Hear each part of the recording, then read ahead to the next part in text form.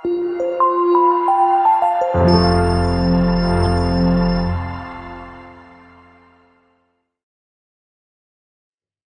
Assalamualaikum, salam sejahtera, selamat kembali. Kita bersiaran untuk topik struktur kod arahan 3.2 dan standard pelajaran masih lagi 3.2.1 dalam kurungan 2, iaitu struktur kawalan pilihan dalam penyelesaian masalah. Jadi kita lihat contoh seterusnya untuk atur cara Python, iaitu satu situasi di mana anda merancang untuk makan malam bersama keluarga. Keputusan untuk makan di rumah atau di restoran bergantung kepada masa ibu bapa anda pulang ke rumah. Jika ibu bapa anda pulang daripada kerja sebelum pukul 7 petang, ibu anda akan masak di rumah. Ibu akan masak bubur jika adik masih lagi demam. Jika tidak, ibu akan masak nasi ayam kegemaran anda sebagai hidangan makan malam. Tetapi, jika ibu bapa pulang selepas pukul 7 petang, maka anda akan makan di restoran. Walau bagaimanapun, jika berlaku kesesakan lalu lintas, anda akan makan mi di gerai pampiran. Jika tidak, anda dapat makan pizza. Okey, itu adalah contoh situasi yang pelbagai pilihan di mana anda terpaksa menggunakan struktur kawalan pilihan pelbagai pilihan. If, elif, elif atau else. Okey. Tetapi kita lihatlah sama ada perlu kita menggunakan elif atau tidak. Cukup atau kita menggunakan if dan else sahaja. Kita lihat kepada contoh ini.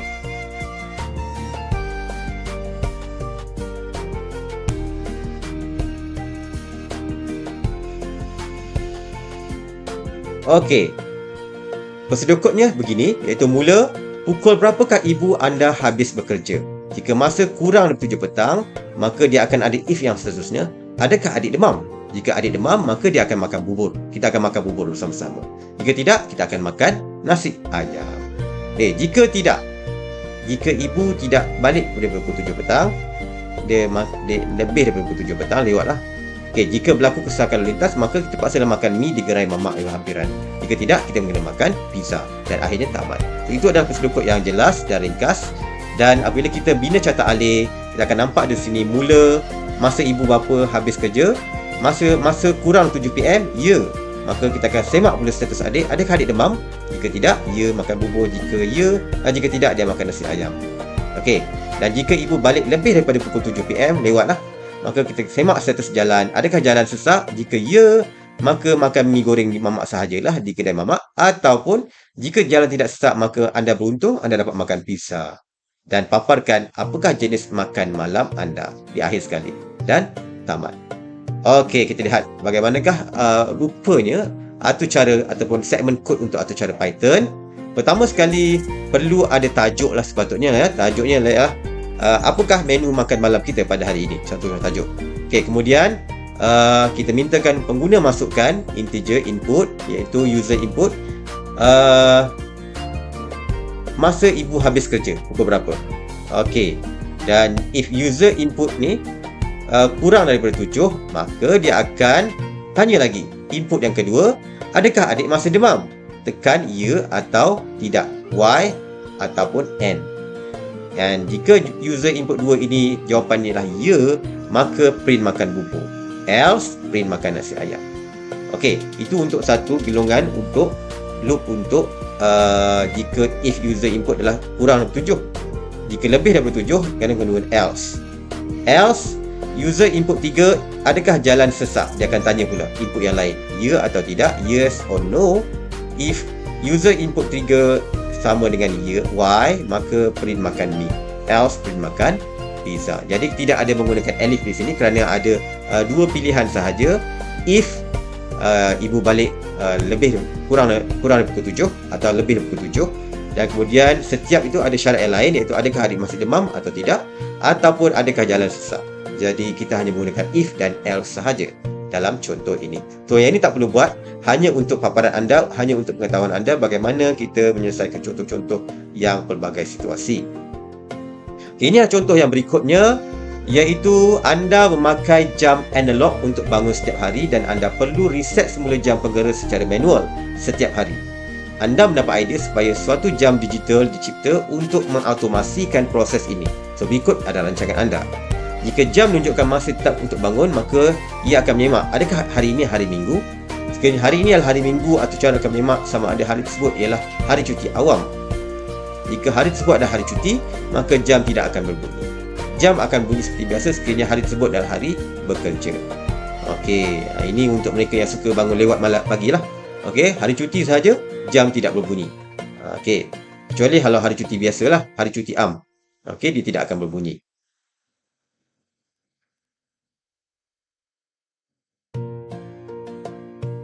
Okey, jadi kita ada if and else di sini. Mula sedekutnya apabila masa sama dengan user alarm semak. If hari sama dengan Sabtu, maka N. If hari sama dengan Sabtu, N hari sama dengan Ahad. Okey, ini ada satu function yang baru di sini, iaitu N. Okey, anda boleh menggabungkan if hari sama dengan Sabtu, N hari sama dengan Ahad. Okey, jika ada ni. Ini untuk ilmu anda lah. Knowledge anda boleh gunakan nanti bila untuk anda bangunkan atur cara anda sendiri. Alarm off. Else, if hari sama dengan cuti awam, alarm off. Else, alarm on. Okey, hari Minggu, hari cuti awam, jam tidak berbunyi, tetapi hari bekerja yang lain, Isnin hingga Jumaat, alarm akan berbunyi dan tamat. Ini carta alih dia. Okey, sama juga seperti yang terlihat tadi. Mula, masa, user alarm akan masukkan input minta pengguna, adakah hari ini hari Sabtu, hari Ahad dan sebagainya. Semak jika hari Sabtu ataupun sama dengan hari Ahad, ya. Jika ya, alarm off. Jika tidak, dia akan semak lagi, adakah ini hari cuti awam. Jika ya, alarm off. Jika tidak, alarm on. Okey, dia tak bagi contoh Python, tetapi ini anda boleh buat sendiri. Nampak mudah ya. Nampak mudah, dia hanya menggunakan if dan else sahaja tanpa menggunakan elif. Okey, ini yang sebenarnya cabaran untuk anda, iaitu akan berikan tahap penguasaan 3, menghasilkan atur cara berkaitan struktur kawalan pilihan dalam penyelesaian masalah. Aktiviti 3.8 anda boleh lihat dalam buku teks, ada contoh ini. Dengan menggunakan struktur kawalan pilihan yang sesuai, bina satu atur cara yang interaktif dan dapat merangkumi semua input pengguna. Jadual berikut ialah syarat-syarat yang perlu disemak oleh atur cara. Umur yang dimasukkan, lebih daripada 30, lebih daripada umur 14, lebih 12 dan lain-lain. Jadi paparannya ialah jika lebih daripada 30, anda ialah seorang dewasa. Lebih daripada 14, anda ialah seorang belia. Lebih daripada 12, anda ialah seorang remaja. Lain-lain, anda ialah seorang kanak-kanak. Okey. Pertama, nyatakan struktur kawalan pilihan yang akan digunakan. Okey, pada pendapat cikgu, sebabkan dia ada banyak pilihan umur di sini, maka dia akan perlu menggunakan if, elif, else. Okey, kerana ada banyak pelbagai pilihan dekat sini. Okey, struktur kawalan pilihannya pelbagai pilihan. Lukiskan carta alih bagi atur cara yang perlu dibina. Okey, anda akan buat atur cara dan juga carta alih dan tuliskan kod arahan Python bagi atur cara ini. Jadi anda boleh menjawab ini menggunakan periksaan Python di komputer jika ada. Jika tak ada, anda menggunakan periksaan Python online di onlinegdb.com Python compiler dan menulis atur cara secara manual dan membuat semakan. Okey. Untuk atur cara ini, cikgu akan tunjukkan sedikit bagaimana nak buat ni, dan kemudian selebihnya anda akan lengkapkan sendirilah bergantung kepada pengetahuan sedia ada anda sebelum ini.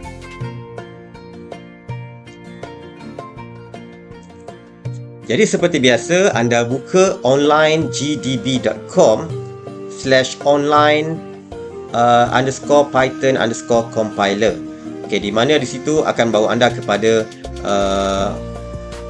Python secara dalam talian online.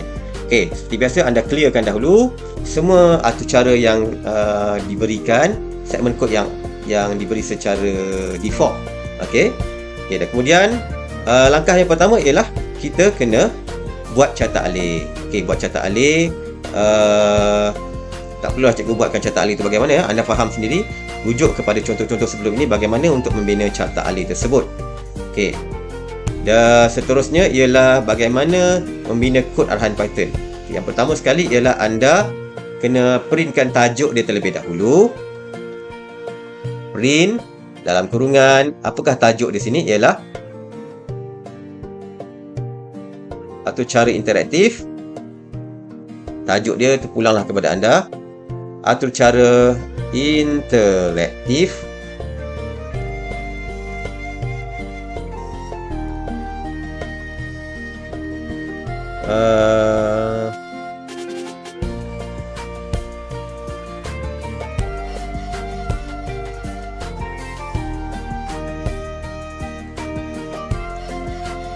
Atau cara interaktif berkaitan apa ya? Berkaitan kategori umur anda. Kategori umur. Okey. Terpulanglah kepada anda nak bagi apa tajuk pun, janji ada tajuk. Okey, seterusnya kita akan minta pengguna masukkan umur. Okey, masukkan umur. Okey, di mana umur itu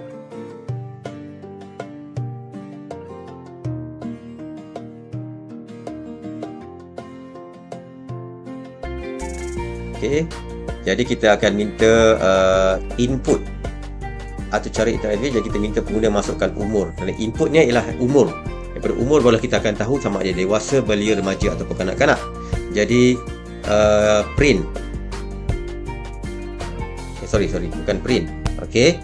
Kita declarekan umur. Kita telah masukkan satu, isytiharkan satu nama boleh ubah, namanya umur. Umur sama dengan umur tak ada perpuluhan ya. Jadi integer saja, int, integer dalam kurungan. Okey, kemudian kita minta pengguna masukkan apakah umur beliau. Jadi kita keluarkan arahan input. Okey, dalam pembuka kurungan input, dan kemudian kita masukkan apakah teks yang arahan untuk kita maklumkan kepada pengguna. Okey, masukkan, jangan lupa pembuka kata, penutup kata, masukkan umur anda.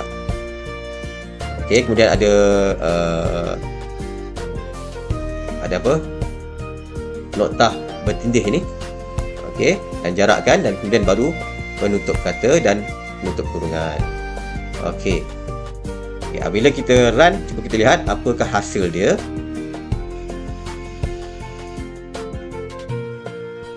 Okey, betul begitu. Atau cara interaktif berkaitan kategori umur, masukkan umur anda. Jadi kita akan masukkan umur kita dekat sini, contohnya 20 tahun. Okey. Okey. Setakat tu dahulu program ini. Jadi kita teruskan. Jadi seeloknya yang ni kita bariskan selang satu baris di bawah. Jadi kita letakkan /n untuk dia selangkan satu baris ke bawah.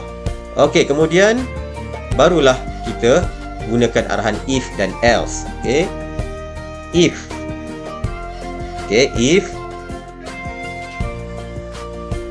dalam kurungan umur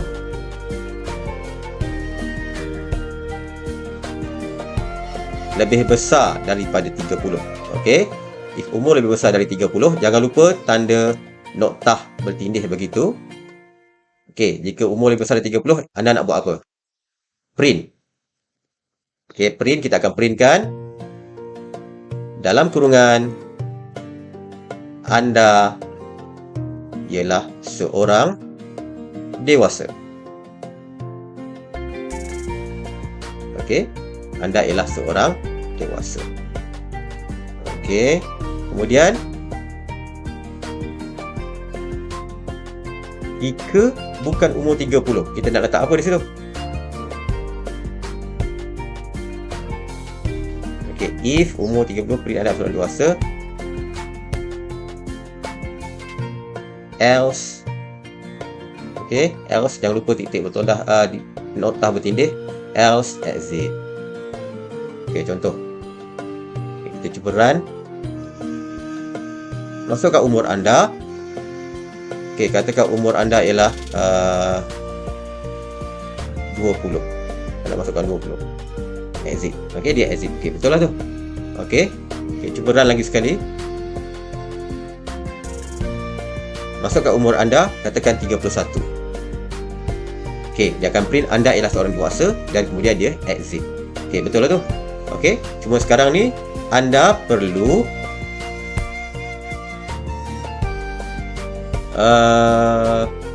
letakkan lagi untuk umur-umur yang lain. Okey, untuk umur-umur yang lain. Jadi kena gunakan antara if dengan else ni. Antara if dengan else ni perlu ada elif jika ada syarat-syarat yang lain. Elif dalam kurungan umur lebih besar daripada 14. Okey. Jadi apakah yang anda, jangan lupa noktah bertindih tu. dan anda akan printkan. Apakah yang anda akan printkan di situ? Okey. Apa yang anda akan printkan di sini sesuai dengan hak umur tersebut. Okey, cikgu tinggalkan kosong di situ. Okey, kemudian ada lagi umur 12. Jadi ada lagi arahan elif di situ. Okey, ada lagi arahan elif di situ. Bukan umur 14 tetapi umur 12. Okey, apakah pernyataan yang akan keluar? Dan else, bila else, maksudnya else ni lain-lain lah. Lain-lain, apa yang akan keluar? Okey, sepatutnya lain-lain anda ialah seorang kanak-kanak. So, cikgu tak akan lengkapkan. Anda akan lengkapkan ini untuk TP 3.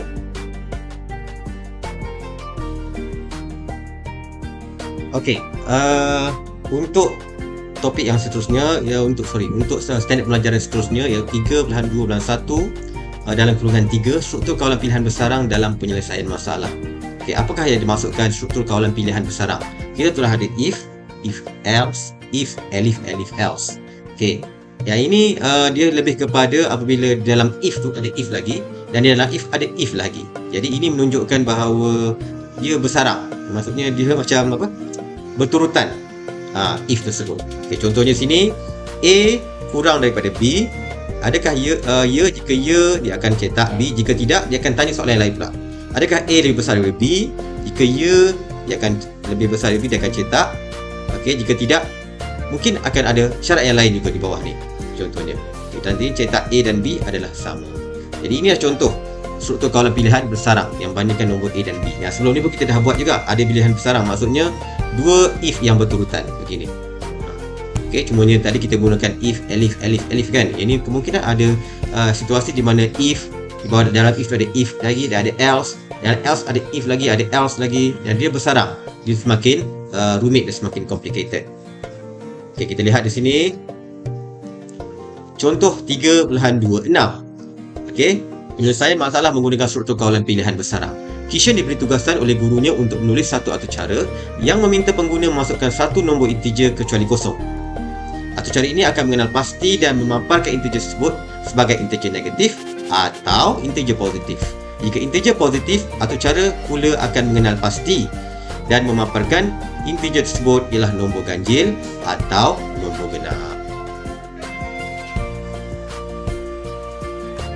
Okay, jadi kalau kita lihat di sini, langkah 1 pernyataan masalah. Apakah input, apakah prosesnya nak ada, apakah outputnya. So input yang diperlukan ialah satu nombor integer daripada pengguna selain sifar, dan prosesnya pula ialah mengenal pasti integer dimasukkan bukan sifar, dan kemudian mengenal pasti integer dimasukkan adalah negatif atau positif, dan mengenal pasti integer positif adalah nombor genap ataupun nombor ganjil. Okay, dan akhir sekali mengenal pasti output diperlukan ialah integer adalah positif atau negatif dan integer yang positif adalah genap ataupun ganjil. Okay, penting di sini pernyataan masalah supaya kita dapat membina carta alih dan prosedur kod dengan lebih tepat dan cepat. Okay, kita kena tahu apa kemungkinan-kemungkinan yang ada dalam masalah input, proses dan output. Sini kita nampak jika tidak dinyatakan pernyataan masalah, kita tak tahu pun rupanya positif tu ada genap, ada ganjil. Kemudian ada kemungkinan pengguna masukkan nombor negatif selain daripada positif.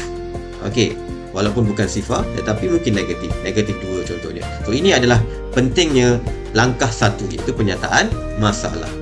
Okey, seterusnya kita pergi pada draft atau prosedur kod. Pertama, isytiharkan boleh ubah norm. Pengguna masukkan satu nombor integer. Kemudian yang ketiga, setkan nombor kepada input yang dimasukkan. Langkah yang keempat, semak nombor A. Adakah ia nombor sifar? Jika ya, atur cara tamat. Jika tidak, langkah ke langkah 5. Kemudian langkah 5, semak nombor lebih besar daripada sifar. Jika ya, paparkan nombor ialah nombor positif. Jika tidak, paparkan nombor ialah nombor negatif. Okey. Kemudian semak hasil norm modulus 2 ialah sifar. Okey, apakah maksud modulus dekat sini? Simbol peratus ni. Simbol peratus ni dalam bahasa SA kita namakan dia modulus. Modulus maksudnya bila dibahagikan dengan 2, dia tidak memberikan dia akan berikan baki. Okey, jika ada baki, contohnya 10 dibahagikan dengan 4. 10 dibahagi dengan 4, jadi 4 darab dengan 2 8. Okey, 10 tolak 8 2, ada 2 baki. Jadi bila ada baki, dia akan memaparkan nilai baki. Jika tidak ada baki, dia akan paparkan kosong. Jadi modulus ini fungsinya adalah untuk memaparkan baki pada hasil bahagi dua nombor tersebut. Okey, jika ia paparkan nombor adalah nombor genap. Jika tidak, paparkan nombor adalah nombor ganjil. So, nombor genap jika dibahagikan dengan 2, dia tidak akan memberikan baki. Jadi kosong. Tetapi sifarlah, jika ada nombor ganjil, contohnya 7 bahagi 2, 3 kali 2, 6. 7 tolak 6, 1 mesti ada baki 1. Jadi, itu adalah nombor ganjil. Okey, dilihat di sini bentuk cantak alih dia. Mula, isytihar boleh ubah nom, paparkan mesej, masukkan satu nombor, setkan nombor kepada input yang dimasukkan. Adakah nom sama dengan kosong? Ya, jika tidak, jika ya terus tamatlah. Sebab kita tidak mahu pengguna masukkan nilai sifar. Tidak, adakah nom lebih besar daripada sifar? Ya, jika ya, paparkan nom ialah nombor positif. Jika tidak, paparkan nom ialah nombor negatif. Okey, jika nom adalah positif, kita nak tahu pula dia adalah nombor genap ataupun nombor ganjil. Jadi, nom dibahagikan modulus 2 ada sama dengan kosong. Jika sama dengan kosong, maksudnya ialah nombor genap. Jika tidak, dan nombor ganjil. Okey, agak mudah di sini. Okay, kemudian kita lihat kepada pada atur cara Python dia. Pertama, sepatutnya kita letakkanlah apa nama tajuk atur cara ini, iaitu mengenal pasti nombor positif atau nombor negatif, dan itulah mengenal pasti nombor yang dimasukkan oleh pengguna sama ada positif ataupun negatif. Okey, integer 6 adalah nama boleh ubah. Sama dengan integer input, kita mintakan pengguna masukkan satu nombor. If 6 sama dengan kosong, exit. Betul tak? Jika dia sama dengan kosong, terus tamat, exit. Else, jika else, if 6 lebih besar daripada kosong, okay, lebih besar daripada kosong, print nombor, 6. Maksudnya nombor 6 ni adalah boleh ubah yang pengguna masukkan, ialah nombor positif. Okay, nombor positif. Okay. Kemudian, ada syarat yang lain pula. Ada syarat bersarang lagi di dalamnya. If 6 modulus 2 sama dengan kosong, jika dia dibahagi dengan 2 ada baki. Bukan ada baki. Tidak ada baki, maka 6 adalah nombor genap. Jika tidak, else print 6 adalah nombor ganjil. Okey, inilah untuk syarat yang dalam ni. Tetapi yang tadi, if 6 lebih besar daripada kosong, jika kurang daripada kosong, kita letak else. If dengan else ni adalah sebaris. Print nombor sama dengan 6 ialah nombor negatif. Jadi yang ni adalah else untuk if yang ini. Else yang ini adalah untuk if yang ini. Faham ya? Maksudnya dia kena sebaris. Jangan letakkan yang ini sebaris dengan nanti dia keluar error. Okey. Ini adalah if 6 lebih besar daripada kosong. Ini adalah if jika 6 lebih besar kurang daripada kosong, else. Okey. Jelas yang di situ. Okey, ini adalah amali komputer 3.4 di mana dia akan jadi latihan PPD anda untuk penambahbaikan kepada program ini. Okey. Sains dan teknologi, kita nak contoh nota di sini. Tahun lompat ialah tahun di mana satu hari ditambahkan kepada bulan Februari menjadikannya 29 hari dan bukannya 28 hari. Mengikut pengiraan yang tepat, setahun mengandungi 365.242 hari. Oleh demikian, penulisan perlu dilakukan setiap 4 tahun. 2 dan 4 sama dengan 1 hari. Okey. Dan 1 hari ini sebut hari lompatnya. Dalam tempoh 4 tahun, mesti ada 1 tahun itu bulan Februarinya ialah 29 hari, bukan 28 hari. Okey. Jadi untuk mengetahui tahun itu adalah tahun lompat atau tidak, okey, tahun sama dengan integer input, masukkan tahun untuk semakan. If tahun modulus 4. Bila dibahagikan dengan 4, jika tidak ada baki sama dengan kosong, dia akan cek lagi. If tahun modulus 100 pula, ada sama dengan kosong. Jika if tahun modulus 400, dia akan tanya lagi. Ada banyak if ni. If tahun modulus 400 sama dengan kosong, barulah dia akan peringkan tahun inilah tahun lompat. Maksudnya telah dilakukan 3 syarat ni, barulah di tahun-tahun lompat. Jika tidak, okey, jika dia sangkut dekat sini, jika if tahun modulus 400 tidak sama dengan kosong, maksudnya dia ada baki, maka else print tahun ini bukan tahun lompat. Okey, ini untuk syaratnya ni. Tetapi yang syarat yang kedua ni tadi, if tahun modulus 100 ni tidak ada baki sama dengan kosong. Okey, jika dia ada baki, else print tahun ialah tahun lompat juga. Nampak? Ada sikit kekurangan kat situ. Dalam ni dah tahun lompat. Yang ni pun tahun lompat juga. Okey. Else print STR tahun bukan tahun lompat. Ni else yang atas sekali lah. Jika dibahagikan modulus dengan 4, dibahagi dengan 4, tidak ada baki, tahun lompat. Okey, jika tidak ada baki, bukan tahun lompat. Jika ada baki, dia dah bukan tahun lompat. Okey, sebenarnya yang ini adalah atur cara ini cikgu minta anda typekan di dalam online GDB, tetapi anda perlu perbaiki. Okey. Berdasarkan aktiviti 3.9 yang akan berikan anda TP3 juga, kod arahan bagi atur cara amali komputer 3.4 adalah panjang dan ayat-ayat yang berulang. Okey, anda perlu permudahkan dia, okey, menggunakan pengetahuan anda tentang struktur kawalan pilihan bersarang ini untuk memudahkan dia supaya lebih pendek. Jadi ini anda akan jawab dalam Google Form. Cikgu tak akan bantu anda akan jawab sendiri. Berdasarkan atur cara Python yang anda buat ini, anda salin semula atur cara ini di dalam onlinegdb.com Python compiler, dan kemudian anda cuba perbaikikan. Sebab kalau kita lihat di sini, ni pendapat cikgu lah, cikgu belum buat lagi. If tahun modulus 4 sama dengan kosong, maksudnya dibahagi dengan 4, tidak ada baki. Okey, dia akan kategorikan, dia akan terus pada if yang seterusnya. Kemudian jika tahun ni dibahagi dengan 100, menggunakan simbol modulus ini pun tidak ada baki. Okey, jika tidak ada baki, maka dia akan cek lagi. Jika dibahagi dengan 400 pula, jika tidak ada baki, maka ini dah tahun lompat. Tetapi jika dibahagi dengan 400, bukan tahun lompat. Okey, macam ada yang terlebih kat sini. Okey, yang berulang. Else ni untuk if ni. Okey, tahun ialah tahun lompat. Okey, jika dibahagi dengan 100, dia adalah tahun lompat. Mungkin anda boleh menggunakan arahan N dekat sini. Okey, arahan N. If tahun modulus 4, N apa lagi tahun modulus ni sama dengan ni. Okey, seperti contoh yang cikgu tunjukkan sebelum ini. Mana dia? Yang ada menggunakan arahan N tadi. Contoh ini.